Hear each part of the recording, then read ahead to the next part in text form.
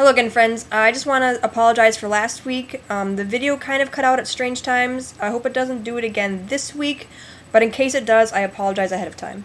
I'm going to be starting off talking about Genesis 19, which is Sodom and Gomorrah. I just want to first start by saying that Genesis 19 just talks about Sodom. Gomorrah is kind of a side note to it, and most Bibles pair it together, although this is really just a story of Sodom. And another side note, there were 5 total cities scheduled to be destroyed when Sodom and Gomorrah were destroyed. The other 3 are Admah, Zeboam, and Zor, but Zor did not get destroyed because that is where Lot took his family. So, just want to preface that. Oh, also, the real names of Sodom and Gomorrah are Burnt and a Ruined City, respectively. So, they were kind of named after it happened, in case you were wondering. Now the story of events. So we learn that Sodom and all the other 4 cities were on high alert. That's not saying that right. We learned that the other 4 cities scheduled to be destroyed had just been at war with other neighboring tribes. Because of this, it would mean they would be on high alert and have little trust for strangers who came into their city borders, that whole thing. Genesis 9:4 is translated by the King James Version of the Bible as, "The men of the city, even the men of Sodom, compassed the house round, both old and young, all the people from every quarter." The first part of the translation is hard to understand. Is the men of the city being referred to as a male group of people? Or is it being referred to in the same way as, shall we say, every man was created equal? In Hebrew, this phrase sounds like Ansheh Harir, Ansheh Sodom, which can be translated as the KJV has, or it could also be saying the people of the city, the people of Sodom. This would mean that everyone came to Lot's door, not just men.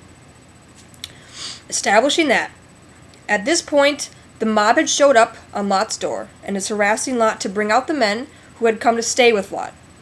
Genesis 19:5 often reads, "Bringing them out so we may know them." "So we may know them" gets translated as "have sex with" in the NIV, which is a pretty interesting translation on their part. The word for know in Hebrew is yada. This appears 943 times throughout the Old Testament. Somewhere around 10 times is it actually translated as "to have sex with."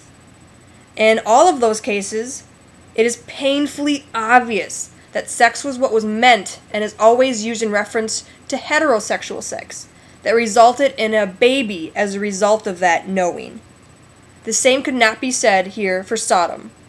Having just had their town be a war zone and knowing that they would be weary of strangers, yada should be read as "to know," as in knowing a fact.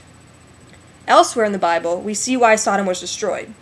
Ezekiel 16:49 says, "Now this was the sin of your sister Sodom. She and her daughters were arrogant, overfed, and unconcerned. They did not help the poor and needy." This would settle the debate alone about why Sodom met its end, but Jude 1:7 says, "In a similar way, Sodom and Gomorrah and the surrounding towns gave themselves up to sexual immorality and perversion. They serve as an example of those who suffer the punishment of eternal fire." Okay? If we look at the religious beliefs of Sodom at that time, we know that they did not worship the God of Abraham. They were Canaanites. They worshipped false gods. They practiced child sacrifices to their god Molech, cannibalism, and temple prostitution. It would be considered sexual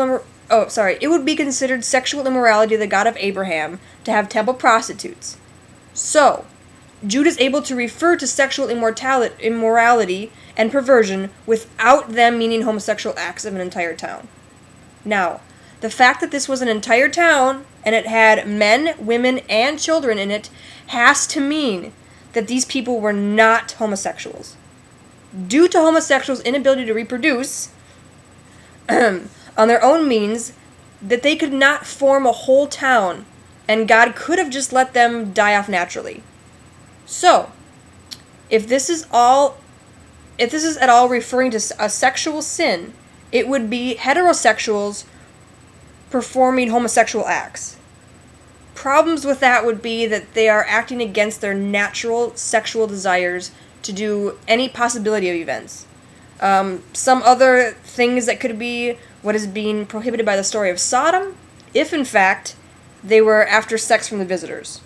Gang rape, the ability to assert dominance through sex, interspecies sex, because they said they were angels. And also tying along with that, the ability to, like, become gods on their own through that. So, after this, Lot offers the crowd his virgin daughters.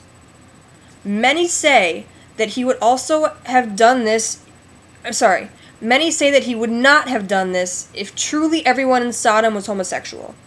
That would have been like offering vegetarians meat to satisfy them. It just wouldn't work.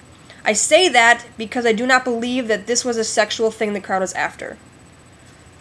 Lot offered his daughters for two reasons. One, they would parallel the sacrifices offered throughout the Old Testament.